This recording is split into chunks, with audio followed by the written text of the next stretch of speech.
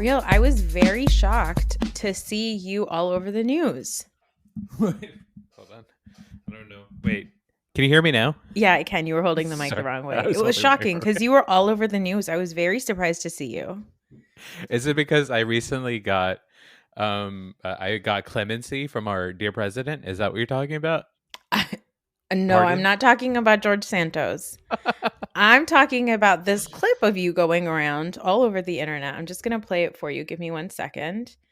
It's just shocking. I was like, whoa, Raheel, this is not how we were raised to talk. Okay? This is not how we were raised. Hey, Curtis, you're a fucking scumbag, like I said all along, all these months.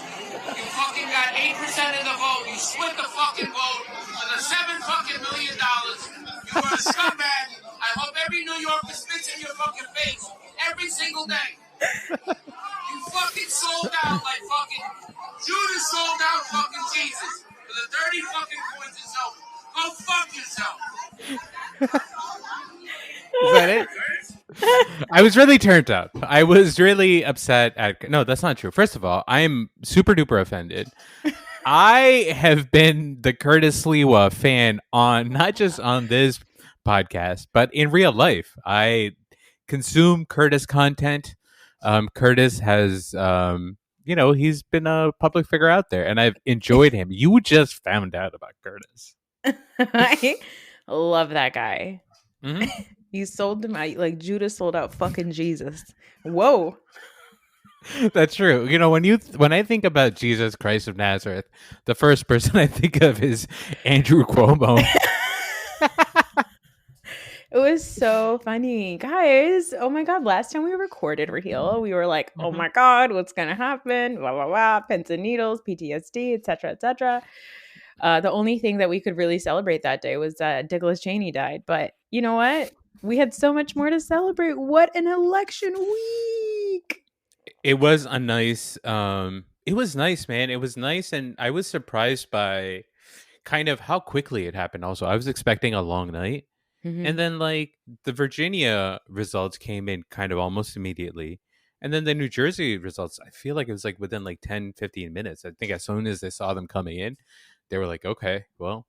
And then obviously we were all kind of waiting for our boy. Our boy Zahran. Mm-hmm. Zahran. I did realize. Funny. Yeah. Sorry, go ahead. No. You go ahead. No, I was just saying, like, I would love to start calling him Zahran kind of in public because it's just funny. And I think that people would get worried. They get scared. Yeah, because like you and I, obviously, we've been calling him Zoran because that's what. Well, I've been calling him Zohran. Zahran. No, I want to really. Zahran, but I do call him Zohran. I do put a little pause for the H. Well, so it's like how you say my name. Well, no, I guess my name is Raheel. That's not a good one. It's how I say my husband's name. Fahad? You don't say Fahad? No, I don't. I call him Fuds. Yeah. No, I've always called him Zohran. I have. No, of course, man. He is Zohran. Yeah. He is Zohran. I think after he won and he had that speech, and I'm sure we're going to talk about the speech or whatever. That's what people were like. The people that were like apparently worried about him got really worried because of that speech or whatever.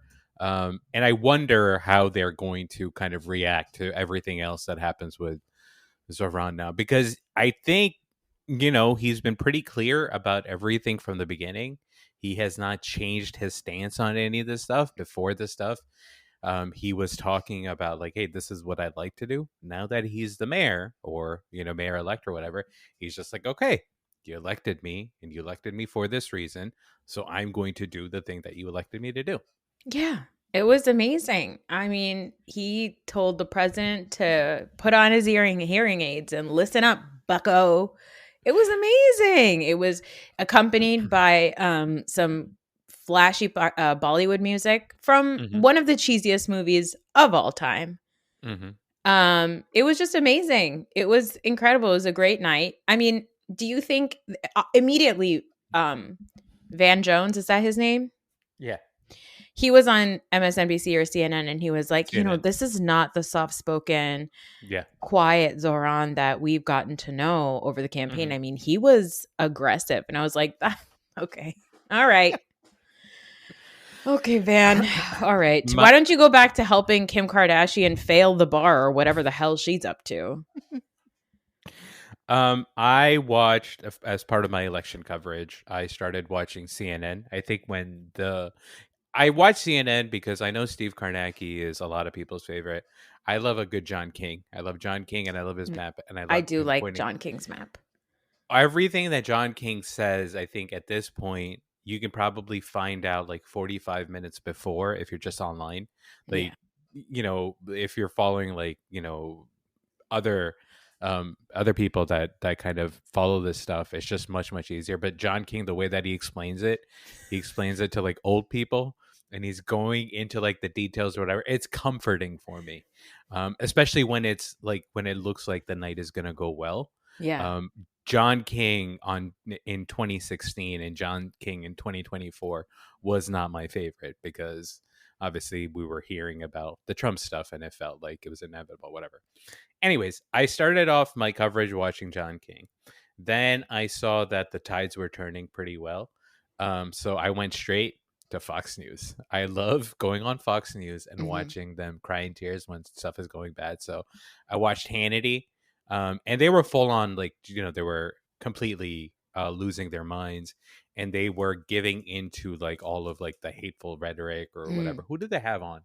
I forget who they had on. Anyways, it was just like the worst thing in the world. They were talking about like people leaving New York for Florida. That was their big thing. Yeah. The great exodus of rich people from New York. Exactly. They've not left. Okay, you guys have been saying this for like 15 years. They're still Exactly. there. There is literally a housing crisis in New York City because people There's too won't many of leave. you. There's too Yeah. many rich people. Yeah. And also Bill Ackman, who was like the billionaire who was all anti-Zoran and like the one that was like warning people of all the dangers or whatever, reached out to him the next day via X or Twitter and said, "Hey, let me know how I can help." And that's not because Bill Ackman is a good guy. He's still a piece of shit. He's an Islamophobic, hate spewing piece of shit. But rich people are also, I don't know, they're rich for a reason. They have no morals. Bill Ackman has no morals. He just said what he had to say to try to get his guy to win. But after the fact, it's not like Bill Ackman's going to leave. Anyway, so I watched that. And then I went back to CNN for the speech, for Zoran's speech. And I watched the after effect of that. And they had Van Jones, they had David Axelrod. And I think they had one other like establishment Dem there. And then they had like their regular Republican guy there, right? They have a piece of shit in-house Republican that's always there doing commentary. And all of them were like horrified, I want to say, by the tenor of Zoran's speech, because they were like, well, this wasn't a unifying speech. And it's like, okay, when you think of unifying speech, what is that? Like, what is the unification that you're looking for? Are you looking for Zoran to be like, oh, you know what? I won on these ultra progressive principles that I talked about because the people care about it. And now you want me to come back to the center and be in favor and speak nicely to people like Andrew Cuomo, who used my identity to fuel all this hatred against me and fuel all this fear against me. Like, Zoran does not owe it to Andrew Cuomo to be a nice guy. That was my favorite part when he said, "Let tonight be the last time I utter his name," because Andrew Cuomo does not belong on the stage anymore. He just doesn't. Him and those types of people are relics of the past, and they should move on. I mean, we had Chuck Schumer was asked point blank that day, who did you vote for? And he said, I voted. So we know who he voted for. Like, you know what I mean? And also the establishment Democrats showed their ass this week by voting to end the shutdown and give up ACA. So they were like, healthcare for everybody? No, we're just going to get rid of it. Which, by the way, I just learned this. Maybe I'm an idiot, but it's not like I have a degree in political science. But did you know that the reason, like the version of Obamacare that exists today that they have been like passionately trying to remove because they claim that it gives healthcare to immigrants or whatever, which is insane. But that version is the version that the Republicans finally agreed upon. It's Yeah. not the version that Obama originally wanted. What Barack Obama wanted was universal health care Mm-hmm. for all. He wanted healthcare for all. And then they brought it down to the Affordable Care Act, which Yes. is what it is called. But Republicans, because they are the Tea Party and MAGA and everything, they started calling it Obamacare because they wanted to make sure that their people know that Obamacare is the bad thing. And, you know, again, Ham Hock is out there, Marjorie Taylor Greene, talking about how the Republicans do not have an alternative plan to health Yeah. care because the reality is the Republicans do not care. Listen to this, guys. They do not care if you die. They don't No. care. They don't want you to live. They only want people to live if they can do labor and produce stuff and make people wealthy. Like, they're looking for slaves, but they can't have those. So they're like, what if we work you to death? Yeah, no. So that's essentially what the party's belief is, right? Like, so if you saw, you know, Trump is trying to peddle this new 50-year home mortgage Oh thing, my right? God. And he's Amazing. like, well, watch this interview where he's like, oh, what's the big deal? I don't know why it's a big deal. It's, you know, it's going from 40 to 50. And Laura Ingraham was like, well, it's actually going from 30 to 50, right? And the point of a 50-year home mortgage basically is that you will live in a house that is not owned by you, that the bank will own, and you will have to work for 50 fucking years to call this home your own, right? And Yeah. that's how you create a working class. You make everything owned by corporations, and then for the rest of us, we just go out there and we rent shit, right? So Wait, real quick on that. Isn't that what happened in the 2000s when they started giving like big loans to a bunch of people who couldn't afford it? Is so that what The Big Short was about? what they did in the 2000s was they didn't do that. They didn't increase like the term of, or the years of the mortgage. But they started giving mortgages to people who definitely were not going to be able to afford it, right? Yes, so they just started giving away mortgages to people because they're just like, well, you know, home ownership is a dream of every American. They should all have the right to it. So what they stopped doing was they stopped, like, you know, checking for credits, and they stopped checking for jobs and stuff like that. So they just gave people the mortgage. Now, if you're a lender at that point, or not a lender, if you are somebody that is getting a loan, you just think, well, if the bank thinks that I'm good enough for this loan, then I must be good enough for this loan. And the loans that they gave them, because they didn't have like the verifications or whatever, the interest rates on them were fucking insane. So these people would be making payments every month until there was a crash, until the bubble or whatever, and then it never affected their I guess the premiums, right, or the principals, sorry. And so yeah, so that's what happened in the 2000s. Now they learned from that, and they were like, well, you know, let's not just give away the loans. Let's actually still tie people into it, and then we can fuck them over legally. Like, legally, then we own you for the next 50 years. Even if you're a good person and you're making your payments online on time or whatever, you're basically tied to that thing for 50 years, which is crazy. It's nuts. Like, if you have and we know this, right? If you have a 30-year loan, and I had to Google this to make sure I'm not making shit up. If you have a 30-year loan for like a $400,000 house, at 7%, you end up paying double the amount that the house was actually, you know, worth, or whatever, or however much you bought it for. If you do that for 50 years, that's a lot more, thousands of dollars, hundreds of thousands of dollars. It's So basically 85%. You're paying 85% interest on your. that's nuts. Also, did you see, while we're on him, I hate to be on him. Yuck. Today he tweeted this, or truthed. He truthed this today. Many in the fake news, this is amazing. Many in the fake news media have claimed that we will begin denying visas to overweight people. They have even come up with a term for these people, quote, high-calorie humans. This is totally false. We will not ban all fat people from entering our great country. Only those whose poor health will overburden our healthcare system.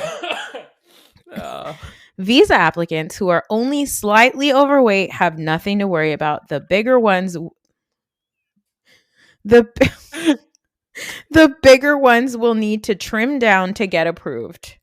We will expand this rule to cover expats in the near future. Rosie, you will never return to this great country. Thank you for your attention to this matter. The bigger ones will need to trim down.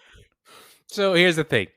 Listen, I'm going to be as clear as possible on this, right? Yeah. That message, the tone of that message, the fact that it's coming from the sitting president of the United States is horrifying. It is a bad thing that you truth that. Having said that, it is another one of those rare instances when Donald fucking Trump is somehow the funniest person in the world. And here's the reason why I say nobody, I promise you, nobody has ever used the term high calorie human before, but you better believe I'm going to start using high calorie human to start describing myself. There's a term you briefly met Angie when I made you do the little reenactment of Real Housewives of Salt Lake City with the farts. Mm-hmm. Now, Angie came up with a term last season called high body count hair. Your hair looks like you have high body count. And and what's the term Trump used?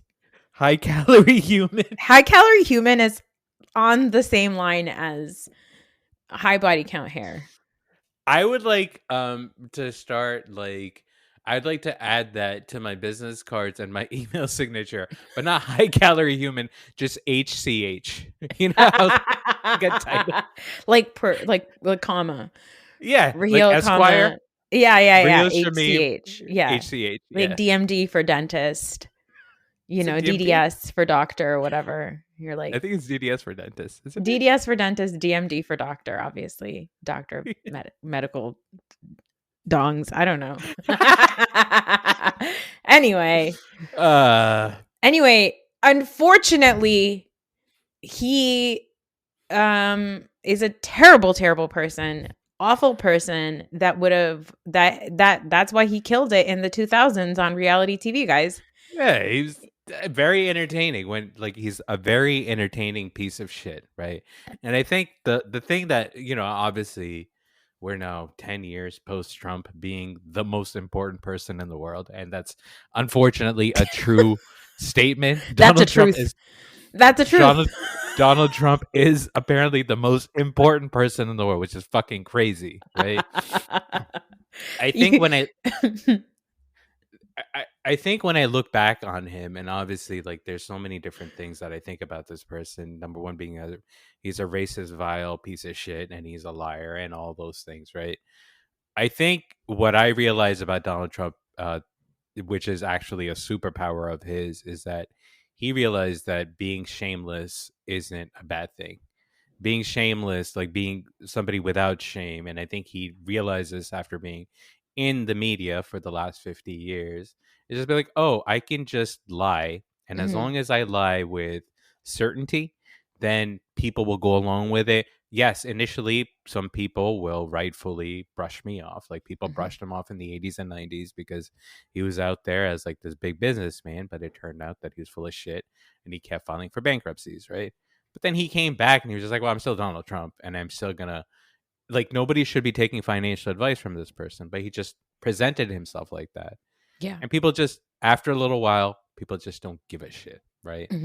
So him saying HCH and high calorie humans and all that stuff, we're horrified by the administration's policies and all those things, as we should be. But then you hear something like that, and then, it kind of I don't know, I don't think that it lessens my hatred of this person or how much we want to oppose him or anything like that. But I think for a lot of people, you go, fucking Donald. Whatever. He's funny. He makes me laugh. The thing is, at the end of the day, it's his administration. I still don't, obviously, I don't think of him as a serious person. He's a disgusting, despicable human. The motherfucker can't even read. He came to a fucking football game. Did you see that? He came to the Commanders versus. They were playing. Who were they playing? Vikings? No. They got rocked. They were playing the Dolphins. No. They're playing the Lions. You're just saying teams. Dolphins. General animals. A teddy bear. Yeah, they're The playing the Lions. Lions. Yeah. So, this man infiltrates America's pastime, this Mhm, home's pastime, and then he is reading something from a document of some sort, and it's mhm. supposed to say, "I, Donald Trump, solemnly swear that I'm up to no good," or whatever the fuck they say in Harry Potter. But he said, "I, state name here." Did he really? You didn't see this? No. Oh my god. Oh my god. Yes, it was amazing. As soon Uh as he came on the broadcast, I got upset and I was like, I'm getting out of this thing. I don't want to watch this. oh, yeah. I mean, and then he got booed, Hmm. like insane boos. Yeah. And so yeah, it was Trump drowned in booze at Commanders NFL game while struggling to read is a headline because that is actually what happened. Um, yeah, he came to a Commanders game because he wants them to name their new stadium after him. And so he came to whatever, flex his shit, and he's in like the box or whatever, and he got Hmm. booed like crazy. He's getting booed. People are flipping him off, and it says, "Please raise your right hand. I, and state your name, do solemnly swear that I will support and defend the Constitution of the United States against enemies in foreign and domestic."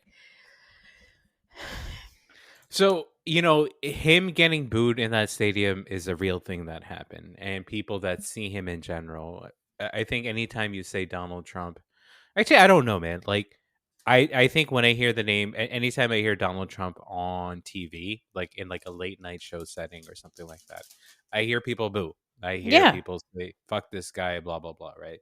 I don't know. I'm sure that there are spaces where they say Donald Trump and they cheer completely, right?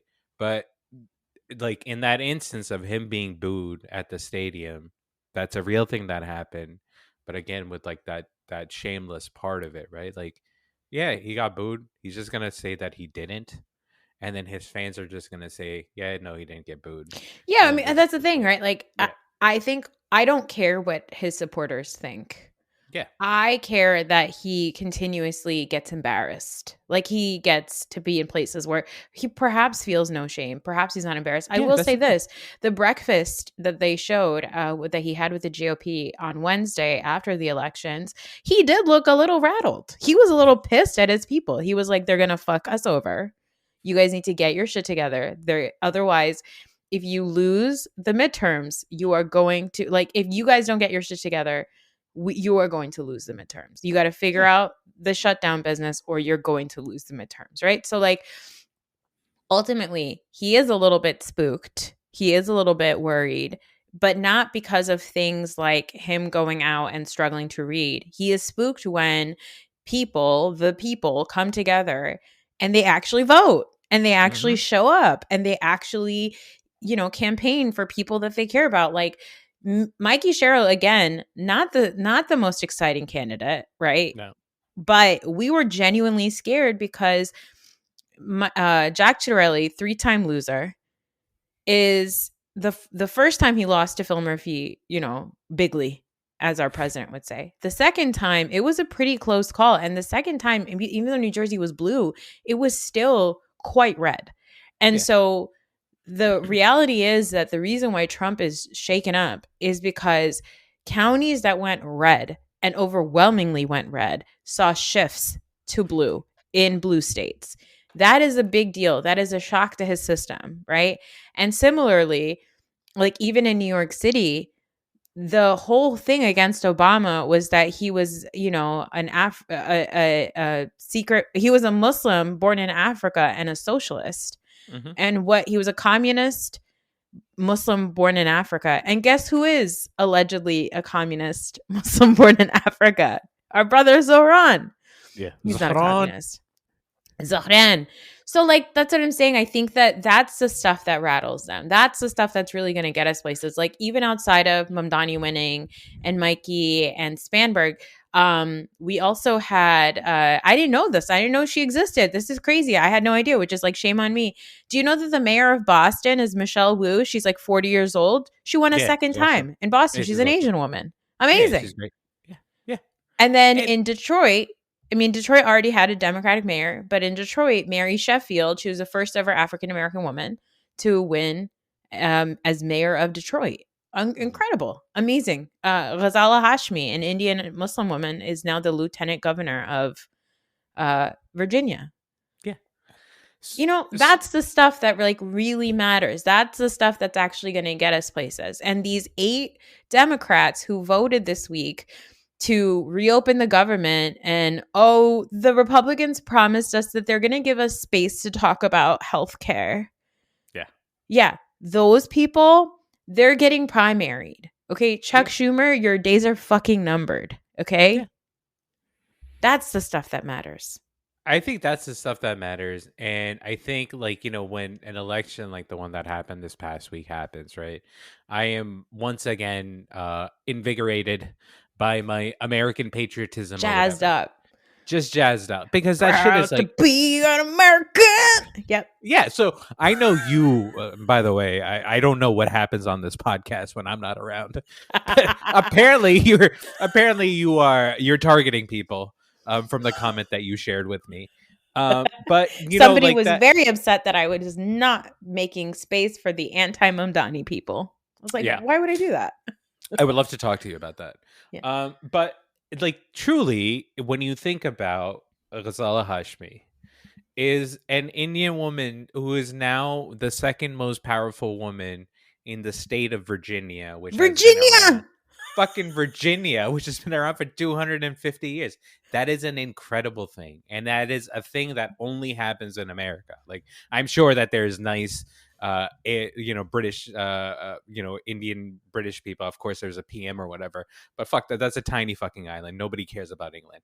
But it is an amazing thing that can happen in this country. And it can only happen in this country. By the way, I just Googled this because I was like, this has to be true because I'm familiar with the Mason-Dixon. Did you know that the capital of the Confederate capital was Richmond, Virginia?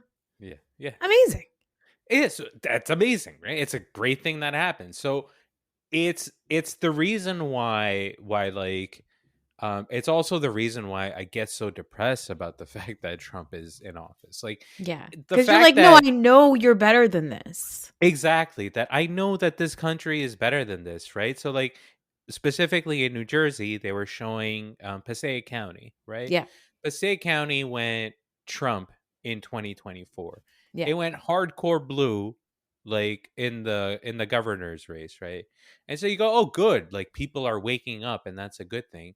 But then you also say, man, like, what the fuck did you see in 2024? Like, what was the thing that you were thinking about? No, I know. That's Look, infuriating. At the end of the day, Raheel, there might be something to do with people's hatred of Black women. Well, I think it has to do with people's hatred of Black women. I think it actually has to do more with people's hatred of women. Yeah. Than it had. Well, actually, no, that's not true. I mean, Mikey's a woman. Mikey's a woman, but I do think that her specifically being a Black woman added an oomph to it. Yeah. I also think that in those, like, again, in that 2024 cycle, if you go back and if you look at the things that people were talking about, and when we talk about the establishment DNC's reaction to people like Mamdani and stuff like that, like, there was a lot of conversation about social issues, I want to say, in like the lead up to that in like 2022 and 2023. And this is just reflecting back in our community. I remember like speaking with a lot of like brown Muslim men that were all like up in arms because they were worried the Dems were going to make all their kids gay. Like, that is how stupid some of these thoughts are, right? So I think that there is a pull of some of that stuff. I think that there's a pull. I think homophobia, there's a lot of pull for people of faith with that, which is just some shit that people need to go to therapy and fucking figure out for themselves. Like, I don't understand why that's still a thing. But I don't know, man. Like, I'm happy today. That does not mean that it is going to be stop. Yeah, it's not, and it also doesn't guarantee anything in 2026, right? Like, all this shit could be reversed. And exactly. And that is the reality of our lives, right? Like, when Obama won, it was such a big deal that, I thought racism was over. I was like, we got a black president. I mean, how can you? Yeah. Yeah. And then 8 years later, they were like, the worst person you could ever imagine. We're like, The what? worst. It's not even close. Just the worst person imaginable. I do want to talk a little bit about the fear mongering that people are doing. There's like obvious fear mongering, which is that like, oh, how could they do this? 24 years after 9/11, this is what America does. There's going to be calls for prayer. There's going to be Sharia law.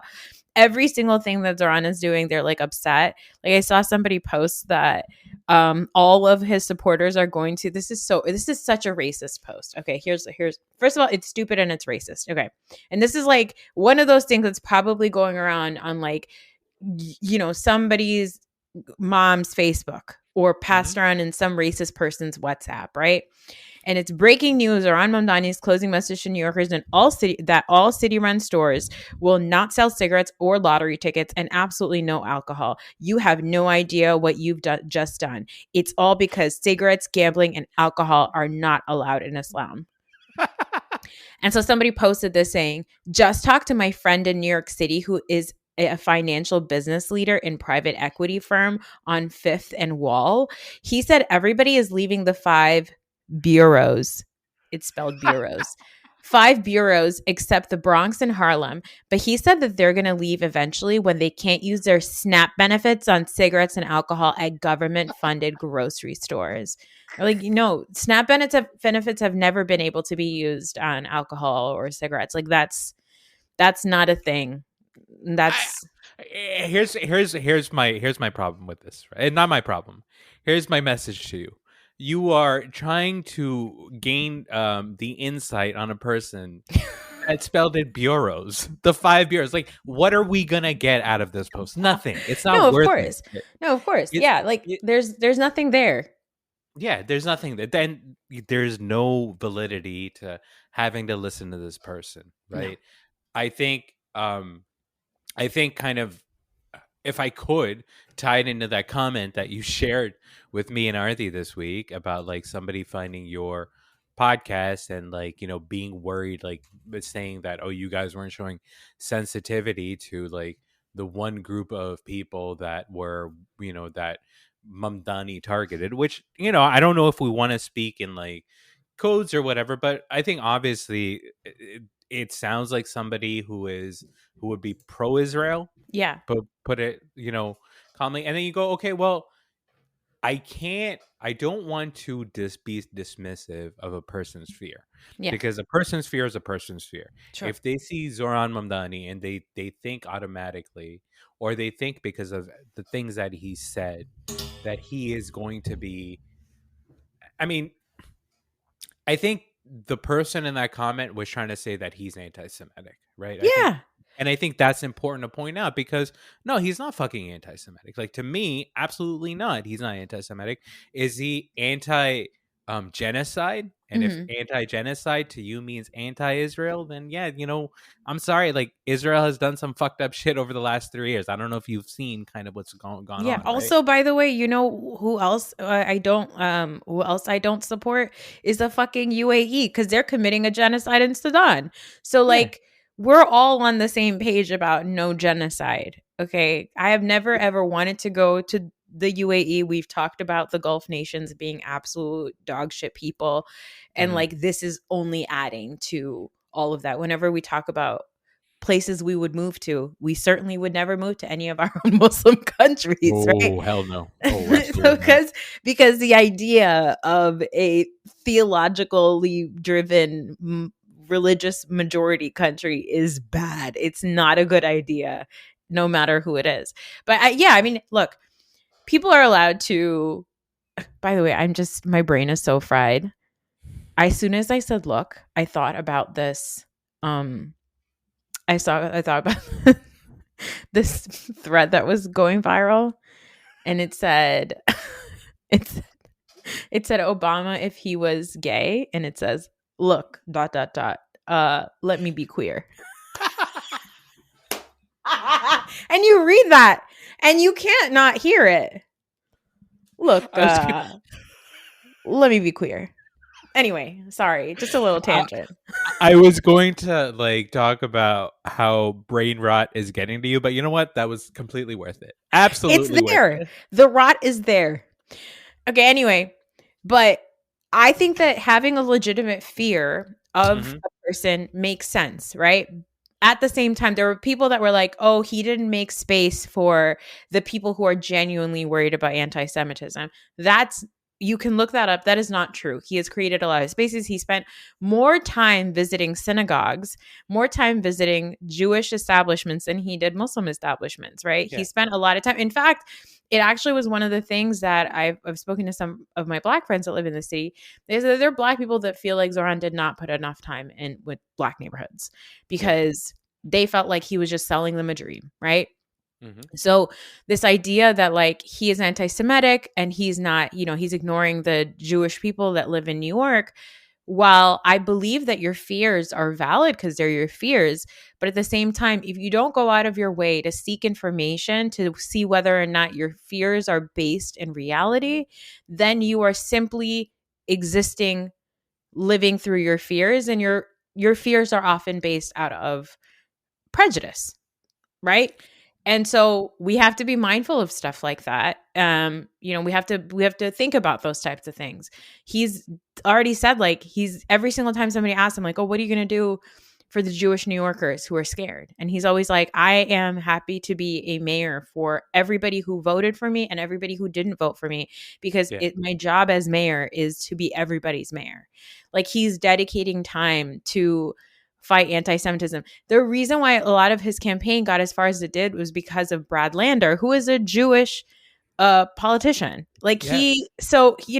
the the thing is that, again, your fears are valid, but if you have to figure out whether or not those fears are coming from fact or whether they're coming from another place.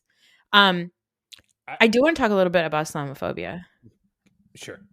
Can I just add something about the Yeah, anti-Semitism sure, piece? sure, sure. Because I think ever since like this, ever since the Israel stuff started last year or 2 years ago, It's been I 2 years, think yeah. it's been 2 years. I think we always make a point to talk about the, the truly incredible Jewish people that we see as part of the anti-genocide movement, right? Like that is a big reason why the pro-Palestinian side has had the legitimacy that it has. And it doesn't get there without a lot of great Jewish people saying, "Hey, I am Jewish and you are not going to use my identity." Yep. Um, as part of this, like to justify this, which is amazing, right? So I just wanted to point that out. But I think, when we talk about like being afraid of what Zoran means for Jewish people and like any sort of, any sort of like fear that you have about anti Semitism rising as a result of Zoran, again, you and I don't believe it because we're Zoran fans and we've heard his rhetoric and he calms us. But if you're a person that's is still not good enough for you, what I would say is while you are being distracted by what Zoran could possibly mean, just think about the people that were supporting Andrew Cuomo in this race, right? And when I say that, I mean fucking Donald Trump and I mean MAGA and I mean Elon Musk, right? Right now, there is a schism in MAGA. Do you know about this? Which is Mhm. Tucker and Nick Fuentes versus I'll call them like the pro. I'm actually not even the pro. Like it's not right to call them like the pro Israel side of MAGA. It's Tucker and Nick Fuentes versus the non Nazis of the MAGA move. Like Isn't that that is crazy? the fight that they're having right now, which is like, hey, on one side we have the Nazis and we can't lose the Nazis, and on the other side we have like the non-Nazis. Those are the two factions of it. And there's all of this talk about like, well, Nick Fuentes is this piece of shit. And yes, Nick Fuentes is a piece of shit. But you should realize that Nick Fuentes is where he is right now because the vacuum that was left by Charlie Kirk, like all those young white men, those young conservative men that used to follow Charlie Kirk, they're not moving over to Nick Fuentes. Yeah. So that white supremacist stuff, this is where they're getting it from. This is what they're being fueled by. And the second thing is, yes, Nick Fuentes is a piece of shit. You know who had dinner with Nick Fuentes? A person had dinner with Nick Fuentes and Kanye West the same night, and that person was our president, Donald Trump. So there we the go. reason why Nick Fuentes is where he is because of fucking Donald Trump. So, like, yes, Yeah. you're afraid about Zoran Mamdani because he's a brown man with a beard and he says "Assalamu alaikum" or whatever, and He said free Palestine. he said free Palestine or whatever. Sure, you can be distracted by that. There's actual fucking Nazis on the other side, like actually Nazis. I don't know what to say. They do not see them. No. Anyway. So on the Islamophobia front, okay, everybody, the other thing is Sharia law. The women are going to be wearing hijab. They're going to put a hijab on the Statue of Liberty. She's already wearing a burqa, guys. Relax. Yeah. Let us see what's going on under there, Statch. Does she have a name? Statch. I think Statch should be. Yeah. Hey, Statch. See what you're working with. It's obvious that she's got a great body under there. That's what apparently quote. No, that's what would have happened if Andrew Cuomo was mayor. Everybody would have seen what she was packing under there, and they would have gone over there and they would have rubbed it. They would have been able to cop a feel. The stairs would have gone right up her skirt. Yep, exactly. Anyway, they're really worried about it. And then so obviously, there's like racists that are like Sharia law, the women are going to have to wear hijabs, all this stuff. And then there's like, I want to call them well-meaning, but I'm just like, hey, I wish you would just shut the fuck up. Well-meaning liberals being like, meanwhile, look at his wife. Like you're worried about Sharia law. Look at his wife, whose wife I've mentioned before. Super cool lady, right? Yeah. She's an artist. And so there's like, she's a Syrian Muslim woman and she wears whatever she wants because Muslim women can, in fact, wear whatever they want. Mm-hmm. And so she's got like, pictures in like shorts and like a crop top and all this stuff, right? And they're like, you guys are worried about Sharia law. Look at his wife. Like, obviously, he's not going to do anything. And I was like, well, wait, hold on. Time out. Wait a minute. I don't think that you guys realize what you're doing. Like, it drives me crazy because I'm like, actually, she could wear a hijab. Yes. Tomorrow, Rama could come out in a full-on hijab and an abaya. In fact, perhaps one day she will while going to prayers. And if somebody sees her in that, they're going to lose their shit because that's the thing. Like, refuting Islamophobia by being like refuting the idea that the Sharia law by pointing to Muslim women that wear what they want is not working. It actually, the way you refute is Sharia law and these fears of Islamophobia is by saying the man has never said that he's going to do any of that. He didn't say he's going to do that. During the debate, he said that he went to a cannabis store and bought cannabis for the purpose of smoking it. He was also hanging out at a gay club until like 2 a.m., which is just like, I don't know what to tell you. Like, why are we looking at what his wife wears to be like, obviously, you guys don't know. He's like a weird Muslim with like a wife who wears a gross hijab, guys. I will say that for those people, again, I think they, like you said, they're well-meaning. I think that they are, I think they're trying to make sense of, or they're trying to relate to Rama and Zoran in that moment in terms that they understand, right? Like, so to them, what it is like, okay, you're either, if you're Muslim, you're either like full-on hijab or you are closer to what we are, right? Yeah. And I don't think they understand that. So I say to those people, I mean, I get it. Like, God bless. Like, you're probably not doing all that you could be in terms of learning about it or whatever. But as long as, I think, again, like what our expectations are of people that are, I think, or for Americans that for the first time are truly trying to think of a country that is not just made for them. Like, if I grew up as a white American in the 80s or the 70s or the 80s or even the 90s, right? My concept of America, even if I was a really nice person and I was welcoming of immigrants and all that stuff, right, was still that, hey, normal in America is a white normal. Like, normal is like the white standard. I think over the last 30 years, people are getting accustomed to being like, okay, well, you know what? part of America is seeing people at Walmart wearing like kurta shalwar, which is what I see in New Jersey all the time because of the people that live here. I see people in all sorts of what quote unquote ethnic gear, right? And it's what it is it's just a reflection of people feeling comfortable in their own skin in a state that allows for that. And while it may not seem normal to you if you grew up in the 80s or the 70s, because your concept of Americans was one thing, which is just white people, if you allow yourself to think beyond just, hey, this is what I grew up thinking, you'll actually see that it's fucking beautiful. Yeah. That the fact that people feel comfortable in what you would think of as their native outfits, like to walk around in a Walmart in that's actually like the best possible version of America, right? Like America doesn't necessarily have to be jeans and a t-shirt or whatever. It can be anything. That's the Also, whole fucking you point. can wear jeans and a t-shirt and a hijab. Also, a majority of Muslims in America are, guess what? Black.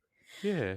So it's like, and black people, like as an American, like African American people, right? So it's like this idea that like Islam is this like ooky spooky thing from like, Disney or whatever from Agrabah is like not a thing that people like. It's just I will say, anybody. hey, Yeah. if that works for any of the ladies and they're looking for like like A street rat type, Aladdin coded. not a street, right? Like a mystical, like a Sufi mystical guy. Or that's not you. I mean, I could pretend I can be that. Meanwhile, You're gonna lie to them. I'm gonna be at a quick check at 1 a.m. Hey, I'm just really proud of Zoran. He's already doing amazing things. He's got like an incredible transition team that he's already putting together. He put Alina Khan on it, which is very exciting. It's like, I thought it was Alina Haba. Oh, I'm disappointed. oh no, it's not Alina. Sorry, it's Lina Khan. Yeah, It's like anybody who is like, oh, maybe Zoran is gonna like become, a super like he's gonna bend to like the capitalists of New York City. Like, no. He put like the end game boss against like Wall Street greed. he did. I'm not saying against Wall Street in general, but like against Wall Street greed. Yeah, in his transition team. He's putting the people that you'd want him to put, right? I would also like leave him space to have to maneuver on some of this shit because guess what? He does have to work as much as we hate it. He does have to work with the federal government. And the federal government right now is controlled by neo-Nazis and the GOP, right? So it's like, so he may have to quote unquote bend the knee on some of these things. So as liberals, you also have to like give him space on some of that stuff, right? You can't just be like, well, it's my way or the highway, which was one of the things that happened with Obama. Although I think when I reflect back on Obama's time, initially like in 2009, there was all of this like, oh, he's going to fix the financial sector too. I remember there being stuff about credit cards or like predatory loans and all that stuff that he was working on. The ACA, like you mentioned, the version of the ACA that we got was an extremely stripped down version of the ACA. And the only reason why that happened was because Obama made like the wrong calculation that it's actually worth it more if I can have Republicans join me on this. Right. What he didn't realize was that they were not interested in seeing him succeed in any way. And he's talked about that. He's like, because they had the supermajority and they could do whatever they wanted to. And that's what a lot of people's problem with Obama is now. But it's also just like, well, he's a first time president. He was trying to figure stuff out. So I don't know. I think that so far Mamdani is doing amazing. They're already mad at him because he went to, I think there's a conference that happens in Puerto Rico every year. And so he went there. He was in Puerto Rico and because it was a Friday, he went and attended Jummah prayers and they lost their mind. They said he went to a radical Islamic center in Puerto Rico. Wait, were they speaking in Arabic at They this? said Allahu Akbar. We told you this was going to happen. See? You made your own bed, New York. Listen, if there's a mass exodus and suddenly there are apartments available in New York. You and I, we're just moving. We're just get a place. I'm just going to get a place. Let me get a place. listen, it's a time to be alive. Okay, it was a good I week. hope. I Listen, hope it is. I have to tell myself that sometimes every day. I gotta say, Uh, today's a good day to wake up. Real, I'm a little scared. Ooh. I do have another trip coming up. How many is that? You know, I think I may leave a comment on one of these things. How many trips? I don't know how many trips I took this year, but it is my last trip of the year. Oh, yeah, because the year is ending. It's not because you're limiting Listen, yourself. you're gonna jinx me because, as you know, flights are not going in the sky anymore. Oh, that's right. No, the government's back open. The government's back open. So what? People won't have healthcare, but at least I get to go on my final trip of the year. You know what I mean? Yeah. No, I'm a little worried. Yeah, I was gonna say as we wrap up this chat that I will only have a Housewives episode this week. I will not have a Big Brother episode, because I don't have time for that. Because I am planning to get on a plane and go to the great state of one Charlie Kirk, Arizona. Oh, that's right. He was from Arizona. Well, I guess good luck to you. I think we all have to do our parts. And I'm glad to see that you are doing your part by going on a girls trip to fucking Arizona, boosting their economy so that they can pay for more ICE agents. Fantastic. That's unfortunately true. 100% true. That statement we- is 100% true. Now, apparently, my best friend Allie, who's going to be there with me, shout out to her if she's listening. She has spent too much time in Los Angeles, and she is telling me that Sedona is a vortex of sorts. It's an energy vortex, and it's a great place to go to if you want to do psychic readings and look at crystals and stuff. Ooh. And so then we started looking stuff up. Real, how many people do you think of the people that I looked up were indigenous? Let's say I looked up 10 people. How many people were indigenous? Yeah, I like don't know. that were familiar with the rocks and the land of Sedona, the earth, the ground. I would hope that, and just kind of giving, just understanding like the history of this country and how you talk about genocide. I would hope that there's, I'd say 4 out of 10 people just because they're native. Yeah, you would hope. It's 0. None. Okay, it's all just a bunch of white ladies that are like, and again, here I go again. The white ladies are going to be mad. No. Oh, hey, no. White ladies, if you're listening, listen, it's not all of us, all right? Some of us appreciate you a lot. They actually prefer you. Oh, hey, come on. Let's not get carried away. That's how you get in trouble. Boy. Anyway, I wanted to also end the chat with one quick thought. You last week went into great detail, which I was very much listening. I asked my husband, I said, do you think I was listening? Did it sound like I was listening when Raheel was talking about sports and gambling? And he was like, not at all. And I was like, no, I was. But more importantly, a listener shared a fun fact, which I was like, see, all roads do lead to Bravo, because they shared a fun fact with me about this, the NBA gambling situation. Yeah. So they shared with me, oh, damn it, I lost it. Nope, I'm going to find it. Okay. They said that the mob that is allegedly involved with the poker games in the NBA is the same mob family that was allegedly involved in the attack on Dina Manzo. This is the Gambino. This is the Gambino crime family? I think they're the Lucchese crime family. Okay. So I think this isn't an all roads lead back to Bravo thing. I think this is more of an all roads when it comes to the mob lead back to the same couple of mob families. That's what. You know what? It sounds to me like all roads lead back to New Jersey. That's true. Yeah. So, and one could say some roads do, because there's several highways that go through New Jersey, and so roads do lead back here. Yes. So I was like, oh, that's a quote, fun little thing. So yeah, apparently the Lucchese family, which is the family from which Tommy Manzo, Albie Manzo's younger brother, Dina Manzo's ex-husband, hired somebody from that family to go and put a hit out on Dina Manzo and her now husband, and at that time boyfriend. That is the same family that is involved in the NBA poker scandal. Well, hey, you know what?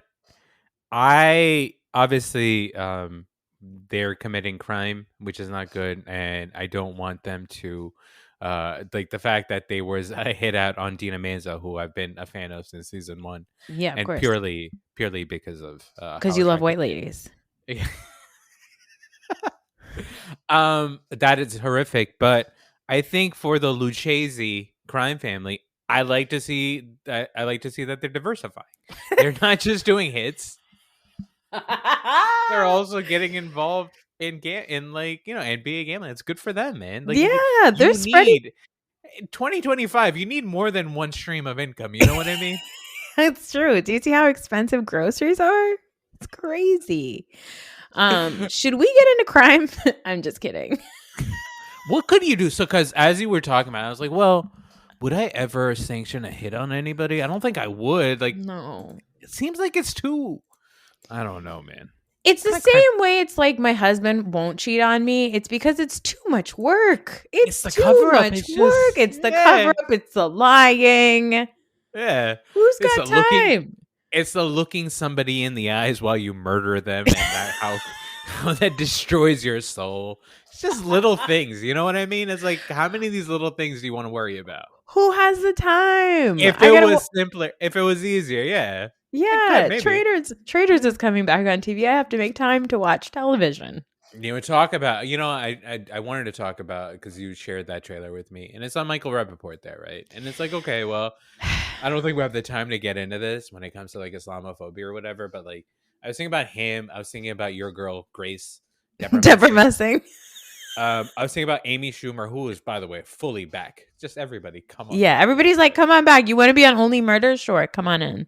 Yeah, so like, I don't know, man. Like, if the person that sent you that comment is still listening, even though they said that it was the last episode. So here's the thing: I don't think they listened to the episodes with me and you. Oh, see, this is because I was like, how would they? Why is this? Because they have to know. This is the problem. The problem is there's all of these stupid white. All these stupid white. Whoops. That's what happens. See what happens when you people spend that just listen to. That just listen to the Bravo episodes. They should be listening to these episodes, because you got a fucking bootlegger over here, just ready to lick boots, amongst other things. Anyway, I'm excited that the rest of the cast on Traders, in particular Monet Exchange, Portia Williams, Candace Dillard Bassett, several queer people and people of color, are probably just gonna, you know, throw Michael. They're going to kill Michael Rappaport first. They're going to be like, we know he's not a traitor, but we just don't want him here. He looks like if Rosacea was a person.